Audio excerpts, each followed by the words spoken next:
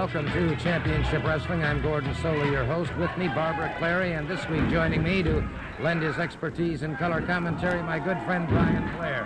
Barbara, your Take 5 concerns a recent arrival in Florida. That's right. J.J. Dillon and Kendo Nagasaki are going to be with me, and we're going to find out exactly why he's here.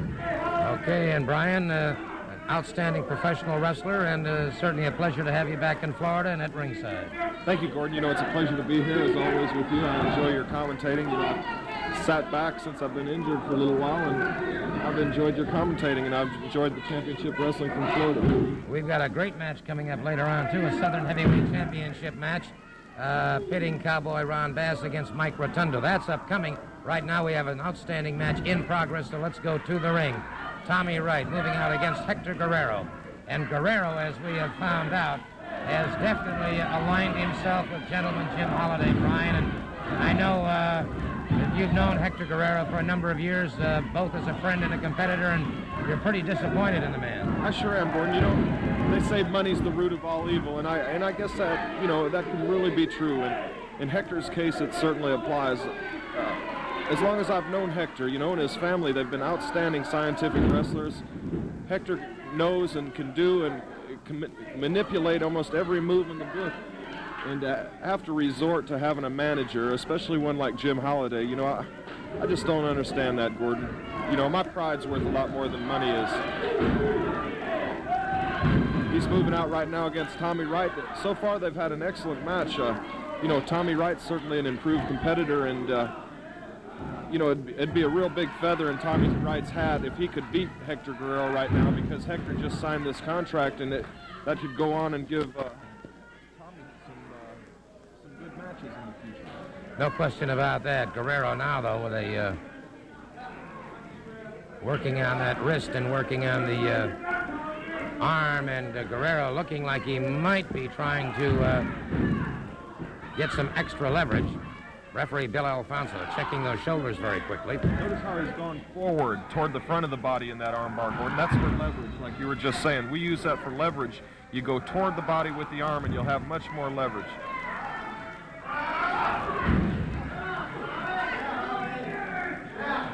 One has to give Guerrero tremendous credit as a great athlete, but his philosophy certainly leaves a lot to be desired at this point in time. Yes, sir, you're absolutely right about that.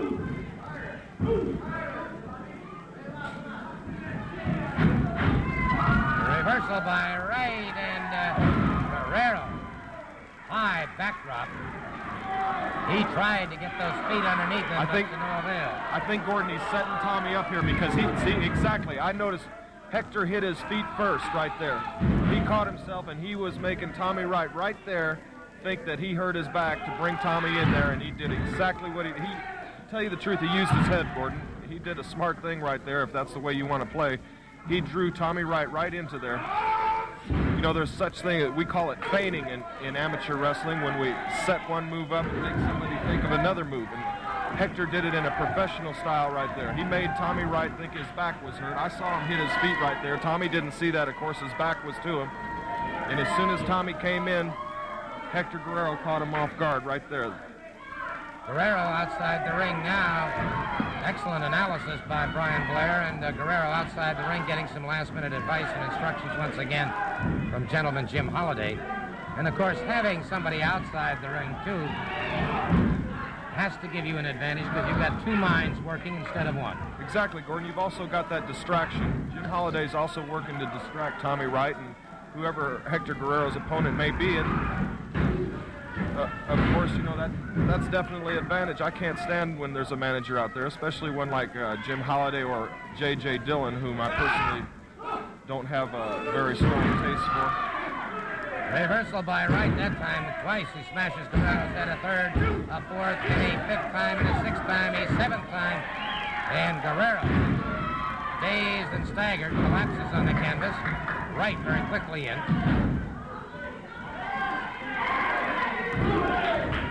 I think Hector's seeing some stars right now.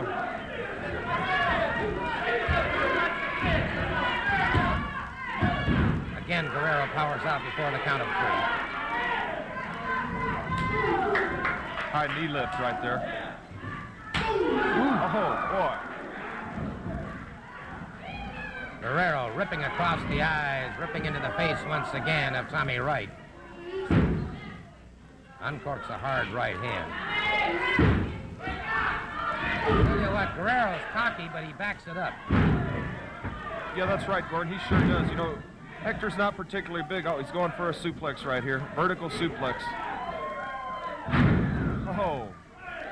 Guerrero instinctively went to his stomach, and a good move, and there's the point about having a manager. That's right. Exactly. Right there, Gordon. You picked it right out.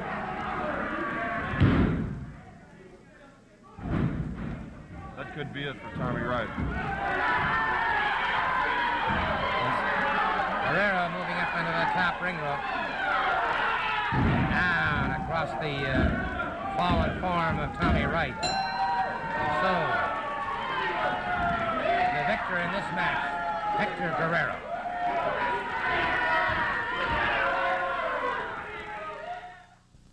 Well, the night has finally come. It will be tonight. That's right. Championship Wrestling tonight here in Nassau at New Providence Nassau Stadium. Here it is, January 7th, 1984, and match time is 8:30. In the main event, Blackjack Mulligan takes on the one-man gang, the Body Slam versus the Pin. The Yellow Dog clashes head-on with Cowboy Ron Bass. Mike Rotundo takes on the challenge of one Kendo Nagasaki. It'll be Mike Davis against Black Bart. All of this great action will take place tonight here in Nassau at the New Providence Nassau Stadium. Again, I'd like to remind you of the time. The time is 8:30 tonight. And it's going to be interesting to find out whether Blackjack Mulligan, 6'7" tall, whether or not he can pin the one-man gang or body slam him. It's going to be interesting indeed. And, of course, the Yellow Dog facing Cowboy Ron Bass, and it's obvious that Cowboy Ron Bass has something the Yellow Dog wants. He may get it tonight here in Nassau. I'll take a second right now to talk to Mike Rotundo, because here's a man who has really come a long, long way since arriving in the state of Florida. However, most recently, your experience has been broadened somewhat with the arrival of Kendo Nagasaki. You know, earlier on the program, I heard you mention, and Barbara Clary mentioned, that Kendo Nagasaki will be interviewed on the Take 5, and she said that he was going to be interviewed to see why he was here, Gordon, and I can tell you why he's here. Him, and along with J.J. Dillon, are in this area to hurt people, put people out of professional wrestling, because when there's no competition, they're going to make the money, they're going to be the champions, and that's exactly what he's here for. And you have a piece of film clip from a match that I had with Kendo Nagasaki that's going to explain and show to the people exactly what I'm talking about. And I feel that this is not the way a man should come into an area. He singled out me as a person, tried to put me out of professional wrestling, and I'm not going to go for it, Gordon. And I'd just like you to show that clip, if you could. Yeah, let's take a look at this, and we'll see exactly what we're talking about. This happened recently in Arena. Here you see where Kendo Nagasaki is being introduced and entering the ring, assisted, of course, in the ring by J.J. Dillon. We're going to find out exactly what the relationship is between J.J. Dillon and Kendo Nagasaki, that ritualistic spin, and then, of course, there's that strange green fog that he emits from his mouth. Many wrestlers have attested to the fact that if that fog hits you in the eyes, it burns and causes a lot of problems with vision. But now, Mike, did you at this point in time, never having wrestled this man before, have any idea what sort of an attack he was going to launch? Well, Gordon, you know, I know that this man is very qualified in martial arts, and right there you can see he's laying the blows into me, but I was coming back right there, and I knew I had to set the tempo of the match and show him that I was capable of fighting back as well as he was. And right there I scooped him up and slammed him to the canvas. And as you can see, Gordon, he took off and took a hike right there. And then J.J. Dillon, who's always present at ringside, you know, and I was well aware of him. But right there you can see Kendo Nagasaki is vicious. He's got a hold of my neck. He was ripping and tearing at my face all night, holding the ropes, choking, you know, that kind of vicious tactic. In other words, he was taking every shortcut possible. That's exactly right, Gordon. And right there I was down, you know, but I knew when I was hurt, he came out and kicked me right in the throat there, Gordon. And when you receive a blow like that, it stuns you as well as knocks the wind out of you, you know. And I knew right there I was in trouble. I just had to keep coming to my feet and trying to counter his maneuvers, but he was very effective on those kicks. I was just going to say, this is one of your, not necessarily your first experience with a man that adept with his feet, but certainly this man is most proficient at using his feet. He surely is. He knows the pressure points. He threw me out of the ring right there. As you can see, J.J. Dillon, he picked me up by the hair. He tried to run my face into the post.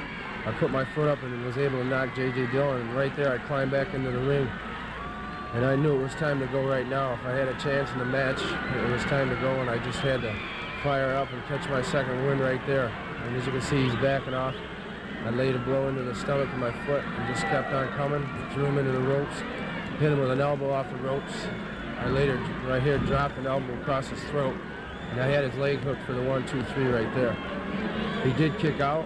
I put him up to the rope again, threw him off, and I scooped him up in the airplane spin.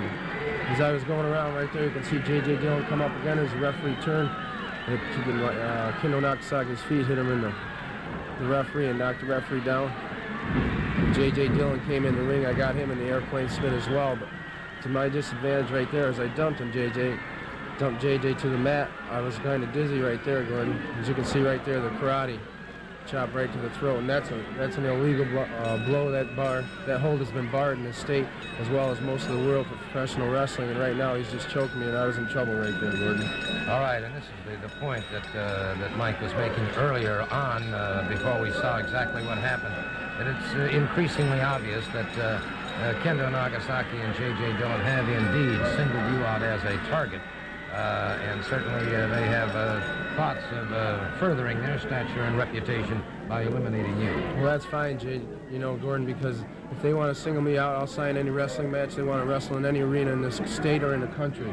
But when a man comes out and tries to deliberately hurt me by throwing blows like karate to my throat, there's more than has to be reckoned with in wrestling. It's going to be a dog fight, and I'm not here to be anybody's stepping stone. I want to be the best that I can, and I'm definitely not in there to get hurt. So Kendo Nagasaki, that I have your warning now, brother. Now I'm giving you a warning. If the fight's on now, partner. Thank you very much, Mike Rotundo. Let's go to the ring.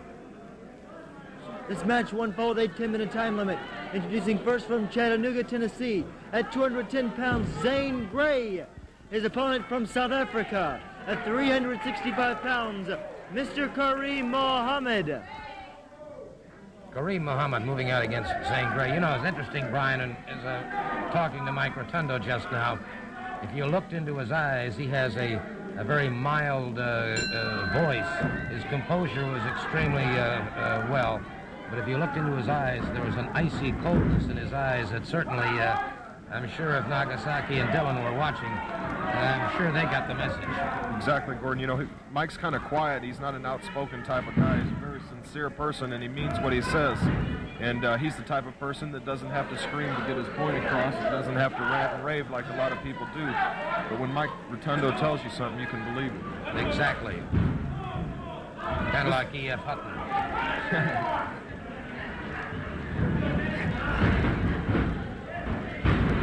Kareem Mohammed is Gray to the canvas, and referee Bill Alfonso watching on as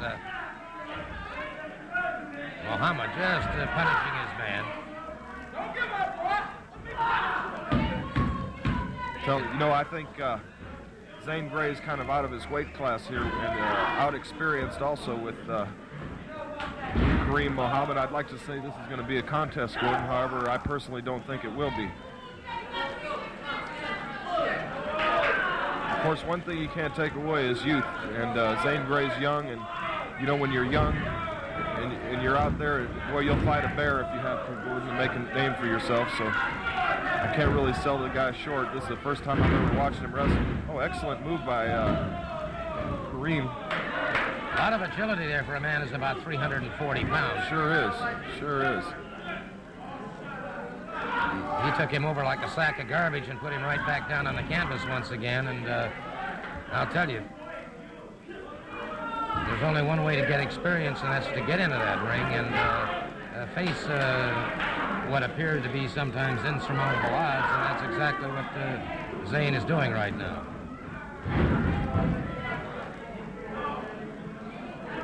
Gray back to his feet. His upper body is considerably reddened from the punishment that he's taken so far in a full body slam.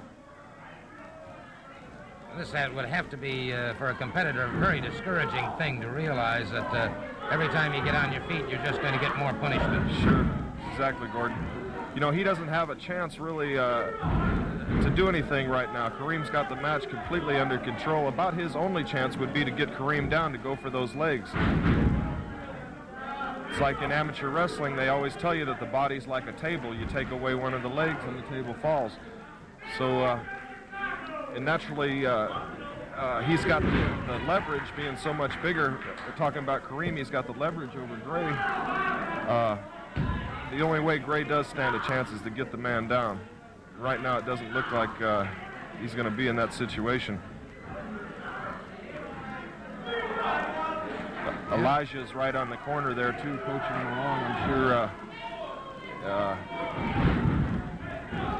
That's the Zambuli Express, and of course they are the former U.S. Tag Team champ. Aha! Gray fires to the midsection. Had little or no effect on Kareem Muhammad, however.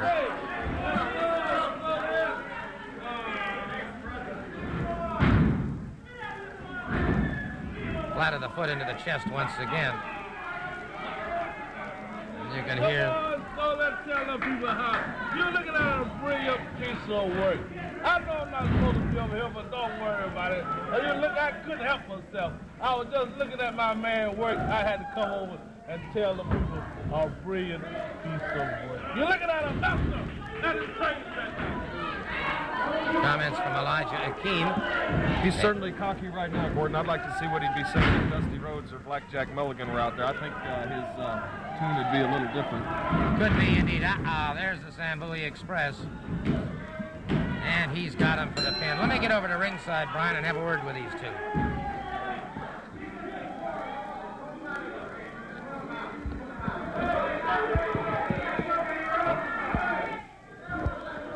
Oh.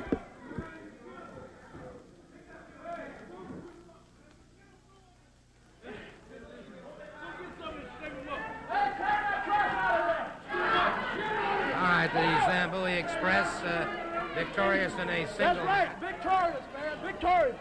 I know you don't like it. I know you don't like it. Sir, when you win or lose is entirely up to your skills and Now, ability. Gordon Solie, you like to see us lose. Of the establishment. Yeah. You like the family, don't you? But I'm going to get off you, okay? But I want you to listen to us. For a long time now, we've been cheated. A lot of people might not like our style. They might not like because we're rugged and tough. But one thing they have to appreciate, that we're the best. And that we rule Florida. Not the family, but the Zambuli Express. Whether it be in Jacksonville, whether it be in Tampa, Orlando, Miami, it can be in the Bahamas, I don't care. We want a title shot. You think they'll give us a title shot for that U.S. trophy? You think they'll do that? Well, sir, all you have to do, I'm sure, is sign a contract. You always got something smart to say. And let me tell you something about Rose and Mulligan and the family. The man said it all right here. You watched him work. He's a master at his trade.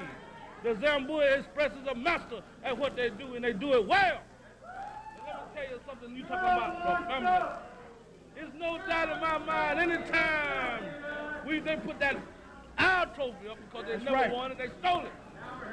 But one thing about it, and I know this man like I know myself, there's no time, anytime, he'll take that Mulligan apart. You know, look at him. Look at this man. And don't you forget it, Solie. Thank you very much, gentlemen. We'll be back in just a moment.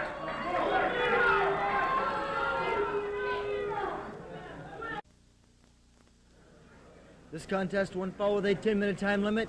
Introducing the contestants from Atlanta, Georgia, at 232 pounds, Mike Davis.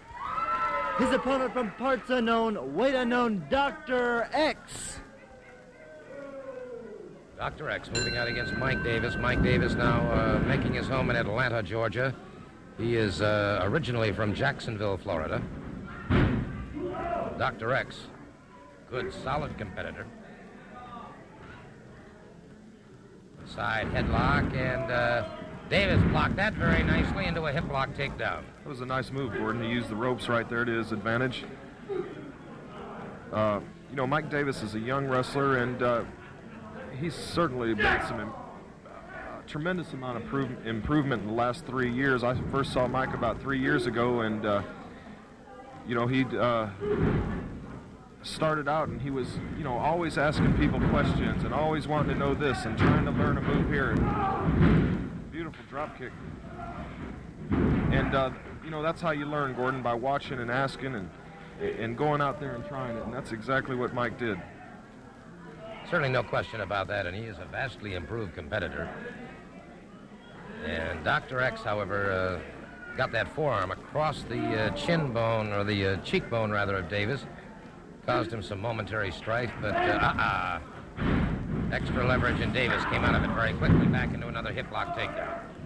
Right. You know, Mike's trying to keep him on the mat right there. He's kind of following. He's got a game plan in his head. You know, in wrestling, you can't really have a game plan like in football, so to speak, where you know exactly what the other man's going to do, because you don't.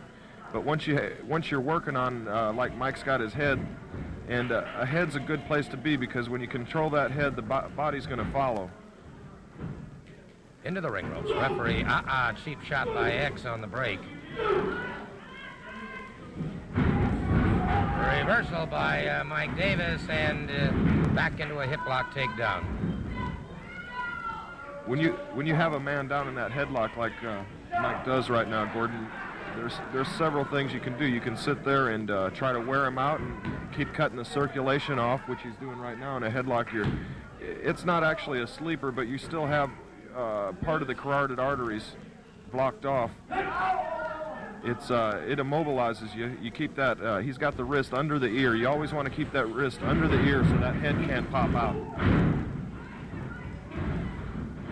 Up and over his man, and Davis crashes down and punishes Dr. X. X coming up very slowly. Davis closes in once again and back into another hip lock takedown.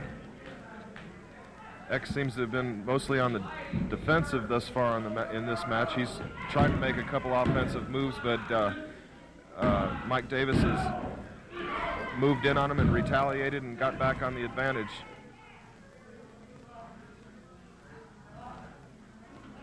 Davis keeping that side headlock. Dr. X regaining his feet. Dr. X turning the tables on Davis, and then catches him in the head once again, and Davis may have some problems here. A headbutt, and the referee very quickly checking to make sure there was nothing on it. Davis now with a series of right hands. Good forearm. Good solid forearm by Dr. X. Back of the elbow caught him in the chest into a lateral press. Davis powers out. And a rear chin lock by Dr. X.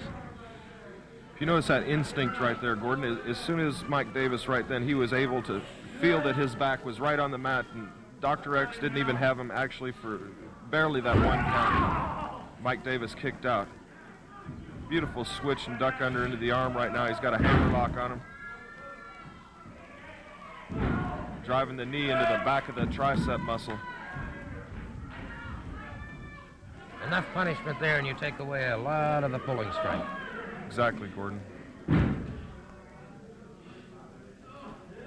Sullivan bar, and gets that shoulder down, and so it is Dr. X in trouble here, a definite predicament. That's right, Gordon. You know, I've used this hold, and I've seen many young amateurs use this particular hold right here for a pinning situation. He's definitely in there. If he could hold him down and bring that weight down now.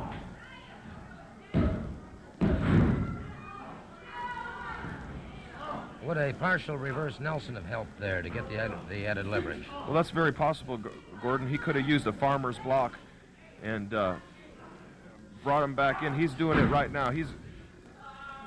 I think he's kind of reading our minds right there, Gordon. Dr. X got to the rope. That'll force the break. So Dr. X utilizing that ring rope, and Dr. X now on his bicycle backing away. No timeouts in professional wrestling. So Mike Davis continues to stalk him.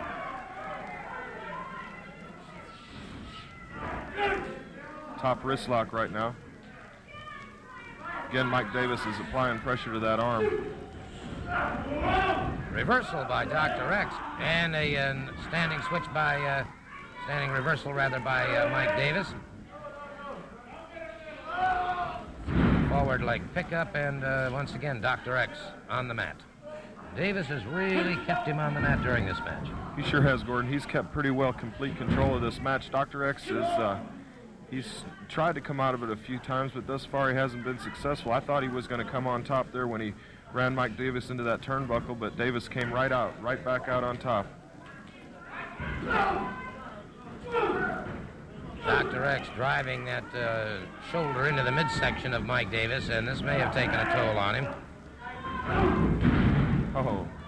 Reverse atomic knee drop, and Davis, stunned by that one, has his problems, and Dr. X. Good block by Davis. Davis now gets the side headlock once again. Good shoulder smash by Davis, coming off the ropes again. That time Dr. X was set and ready for him, one step ahead of him. He sure was, Gordon, exactly. He was one step ahead of him that time. He outthought Mike that time and caught him with that knee right in the midsection. Boy, that was a hard knee, too. Oh, beautiful move by Mike Davis. Oh, Luthez press. I haven't seen that in a long time, Gordon. Excellent vertical body block by Mike Davis, and so he emerges the victor over Dr. X.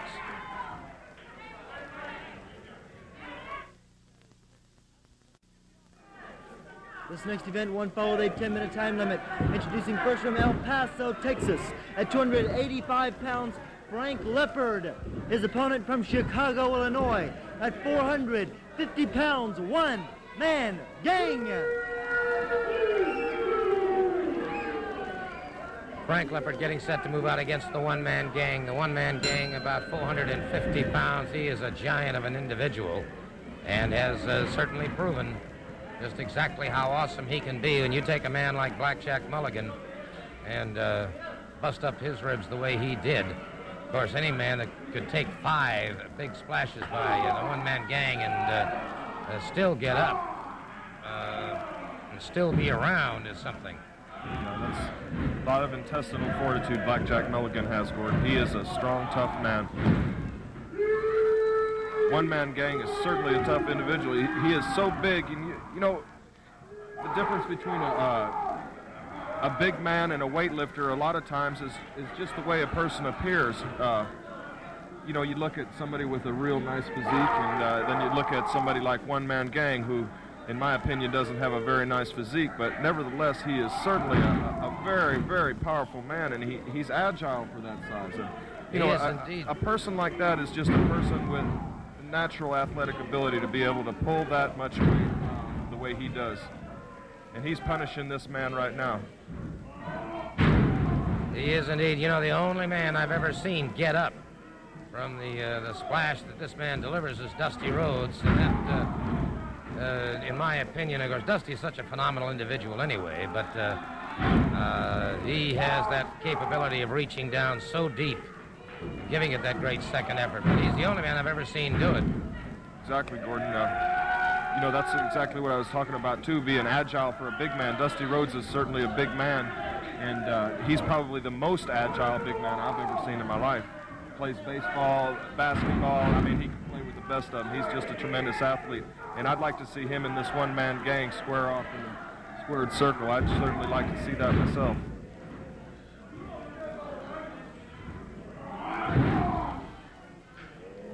Well, there's a lot of animosity existing between the one-man gang, Cowboy Ron Bass, and Blackjack Mulligan and Dusty Rhodes. And, of course, now with Bass and the one-man gang as the U.S. Tag Team Champions, that was a very distressing turn of events. Yeah, to me, that's kind of a controversial situation, Gordon. Oh, boy, look at that. All that weight right on that. He had his weight right on his sternum, Gordon, and that's certainly a vulnerable place. All that weight right on his sternum. Did you hear him laying those forearms a minute ago? I mean, they were echoing throughout this building right here. It appears to me that Mr. Leopard is all but, well, by golly, back on his feet once again. You got to give this man credit. I think his efforts are in vain. I think, oh my God, I know his efforts are in vain at this point, Gordon. And that Did you just see may that? that may have caved in some ribs. Oh, I guess so. Oh my gosh. I don't see how that man's breathing right now. Just totally annihilated this Frank Leffer. Just completely annihilated. And the one-man gang, the unquestioned victor.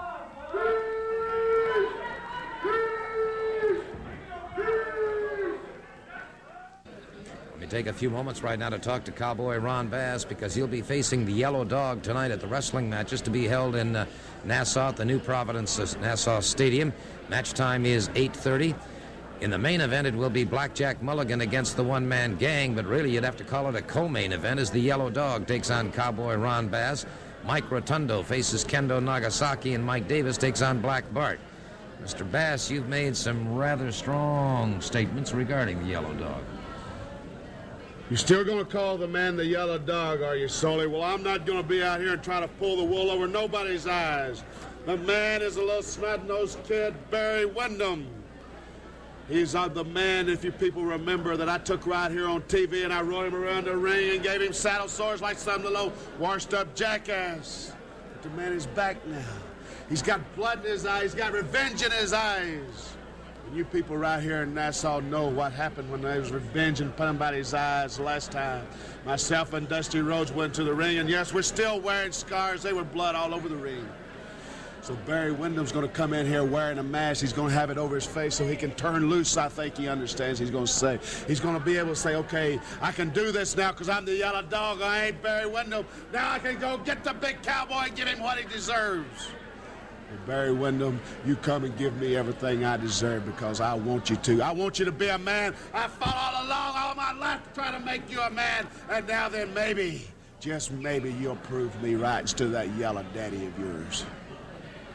Oof, Mr. Bass, some rather strong comments. You know, he's talking about the Yellow Dog being Barry Windham. Admittedly, there certainly are some interesting characteristics. Barry Windham's about 6'4", the Yellow Dog's about 6'4". Barry weighs about 240. The Yellow Dog weighs about 240, and he seems to have a vendetta in mind, and that is catching up with one Cowboy Ron Bass. Well, J.J. Dillon, the manager of the year, has some comments. 1984, it's a new year.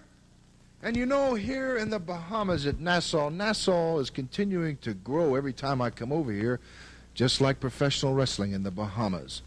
And I have made a decision, and I'm currently negotiating to buy a condominium on Paradise Island, because it is paradise. Every time I go to the Grand Hotel, beautiful. I go down to the casino, the floor show, where they always have me as their guest, one of the finest in the world. The Bridge Inn, one of the finest restaurants in the world. And as manager of the year 1983, I plan on taking over the wrestling scene here in Nassau. Because every time I come to Nassau Stadium and you people start your chant, "We want JJ, we want JJ," your mandate is inspiring me. And I have only to take the Bahama heavyweight title away from the American Dream, Dusty Rhodes. Well, that's waiting in the wings.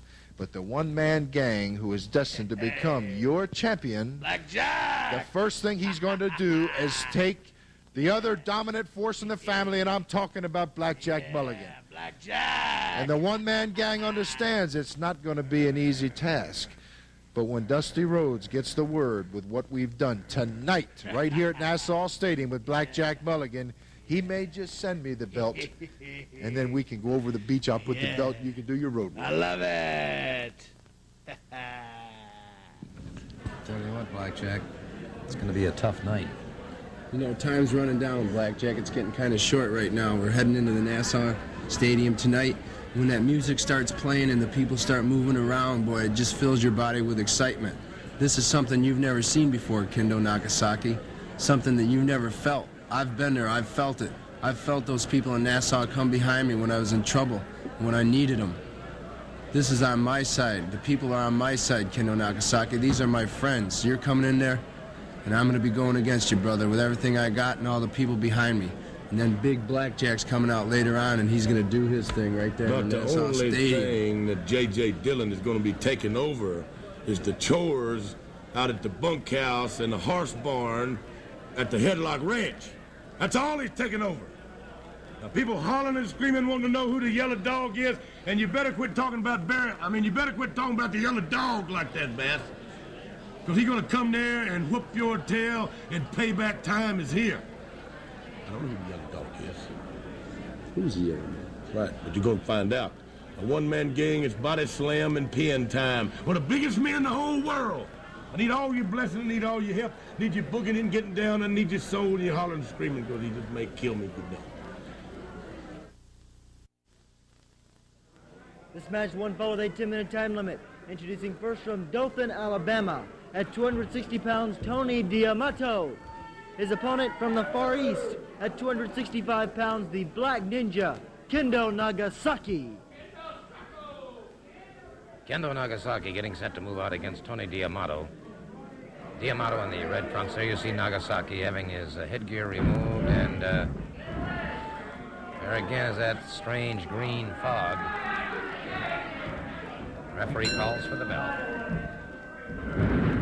And it's Nagasaki very quickly moving in with a hip toss.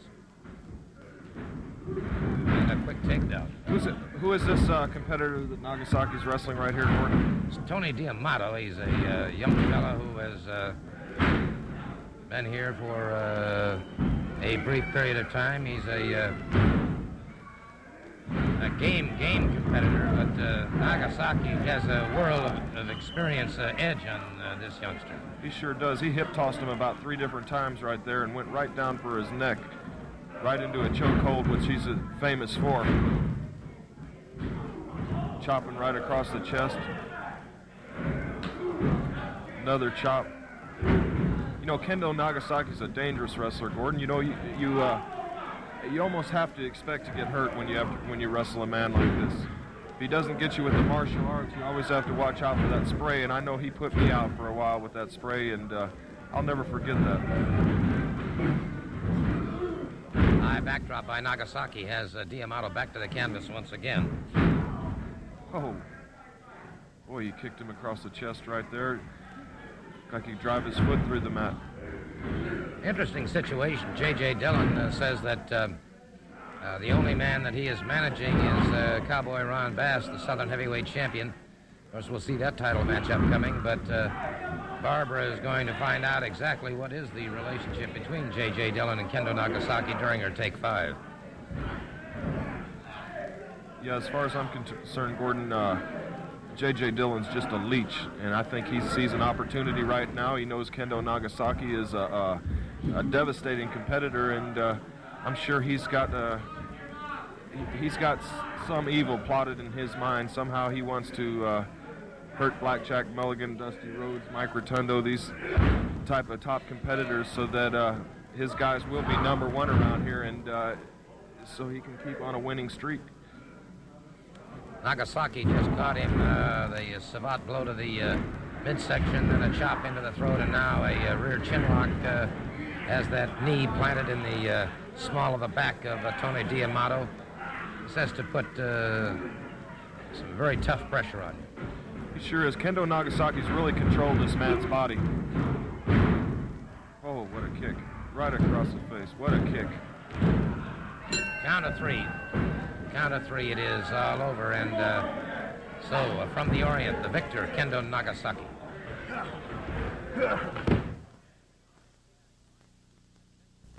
Well, the night has finally come. It will be tonight. That's right, championship wrestling tonight here in Nassau at New Providence Nassau Stadium. Here it is, January 7th, 1984, and match time is 8:30. In the main event, Blackjack Mulligan takes on the one-man gang, the Body Slam versus the Pin. The Yellow Dog clashes head-on with Cowboy Ron Bass. Mike Rotundo takes on the challenge of one Kendo Nagasaki. It'll be Mike Davis against Black Bart. All of this great action will take place tonight here in Nassau at the New Providence Nassau Stadium. Again, I'd like to remind you of the time. The time is 8:30 tonight. And it's going to be interesting to find out whether Blackjack Mulligan, 6'7" tall, whether or not he can pin the one-man gang or body slam him. It's going to be interesting indeed. And, of course, the Yellow Dog facing Cowboy Ron Bass, and it's obvious that Cowboy Ron Bass has something the Yellow Dog wants. He may get it tonight here in Nassau. J.J. Dillon and Kendo Nagasaki have joined me at the desk. Mr. Dillon, exactly what is your relationship to this man, and why have you brought him here? Well, Barbara, as you know, I've continued to honor my commitment to Cowboy Ron Bass, the Southern Heavyweight Champion, with an exclusive contract. However, my sphere of influence naturally has to flow over into other areas. Professional wrestling is the greatest sport in the world today for the simple reason that there are probably more great athletes in professional wrestling than any other single sport. And the only problem is that there's only one James J. Dillon. And I've built an empire here in the southern portion of the United States. The weather's to my liking. I've been very successful. And there's that old saying, when you've got a winner, you know, you ride it out. But my sphere of influence has extended over to Kendo Nagasaki. I first brought him to the state of Florida. He was extremely successful here. Following Florida, he went on a world tour, successful throughout the world. Unfortunately, I was not able to be with him on a full-time basis. However, I continued to remain in contact with him. I made sure that he was well taken care of. And naturally, I think it was more that he wanted to come back and just to be with me for a while. I don't have him under contract, but I do continue to advise him, and he looks to me for help. And again, I look at it as being a benefit to Cowboy Ron Bass. But earlier today, we saw a confrontation that took place between Mike Rotundo and the Black Ninja Kendo Nagasaki. And I remember back, which the wrestling fans saw 1 week ago, an interview that you and I did at that time, and I made a statement that sticks in my mind, and I've had a lot of reporters quote me as having made this statement, and it's true, that when I first saw Kendo Nagasaki, Barbara, for the first time in my life, I actually did stand in fear of another human being. His powers are awesome. You can see from his style in the ring, he's very unorthodox, and he may get confused sometimes, he may be stunned sometimes, but it's also very obvious that he stands never in fear of another human being, another wrestler. And I think that's part of the reason that he's been so successful, and this goes back to the Oriental way of thinking. But I want to plant a seed to Mr. Mike Rotundo, who talked about Kendo Nagasaki being his and issuing challenges, and I'm going to remind Mr. Mike Rotundo of something, that he hoisted me up in the airplane spin without provocation. This caught the eye of Kendo Nagasaki, and Kendo has made it known to me that you do not put your hands on James J. Dillon, and I hope, Mr. Rotundo, you're listening. That's our take 5 for this week. This contest won't follow a 10-minute time limit. Introducing first from Syracuse, New York, at 232 pounds, Mike Rotundo. His opponent, accompanied to the ring by James J. Dillon from Pampa, Texas, at 285 pounds, the Southern Heavyweight Wrestling Champion, Cowboy Ron Bass. All right, the Southern Heavyweight Championship on the line. Ron Bass defending his title against the former champion Mike Rotundo by order of Championship Wrestling from Florida. And a one-fall event. And, brother, this is one we've been waiting for all day long. And it is Rotundo with a quick Irish whip and into a head scissors, a flying head scissors on Ron Bass, the Southern champion. Rotundo up another flying head scissors. And Rotundo is really fired up. What an athlete, Gordon. What a tremendous athlete Mike Rotundo is. He's what you call a wrestler's wrestler. You know, he can wrestle and he can fight you. The agility it takes to go up into the air and get a flying head scissors like he did. You know, Mike Rotundo weighs, what does he weigh, Gordon, 240 pounds? 240. Right in there. Yeah, that's a lot of weight to fly up in the air and grab Ron Bass right by the head. Cross body block, this may be it. Quick pin. Oh, he almost had him. Back into a headlock. Good solid hip lock takedown by Rotundo. Bass got himself a handful of problems here. He got that title away from Rotundo in a bunkhouse type match. It was Rotundo's first experience with that, and I have to feel that perhaps Rotundo wasn't, as prepared as he could have been had he had more experience in that particular form of combat. Right. Well, he sure took a hard slam into that turnbuckle right there. Bass really threw him off. Bass is a strong man, Gordon. You know, I've seen Bass bench press close to 500 pounds before, and it takes a lot of strength to do something like that. Ducked under by Rotundo, back into another cross body block, and one of the dangers of being a referee right there. The referee caught that time as Bass fired him off, but Rotundo's got him up in the airplane spin. Rotundo has him up in the airplane spin. And Bass has got to be in trouble here. We're about to see a new Southern heavyweight champion. Sure are, Gordon. That should be the... One-man gang just charged the ring.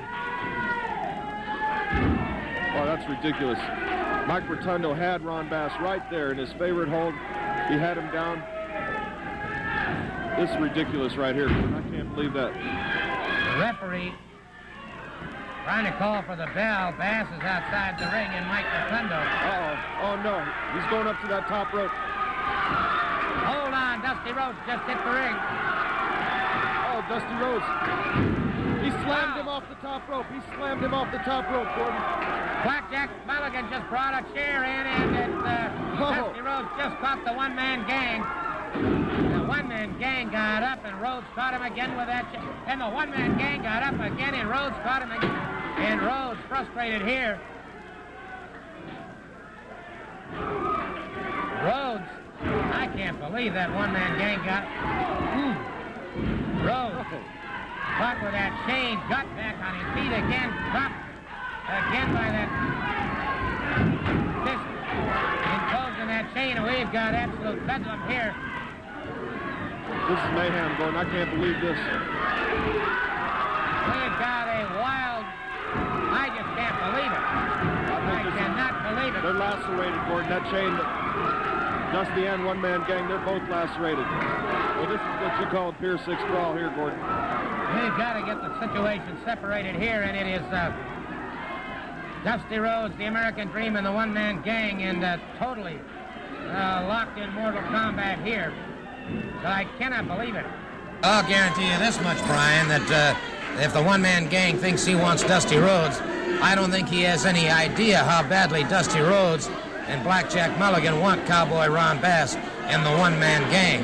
And certainly Mike Rotundo has a lot to settle up with Kendo Nagasaki, Ron Bass, and now the one-man gang. Brian, thanks for being with us. Until next week, Gordon Solie saying so long.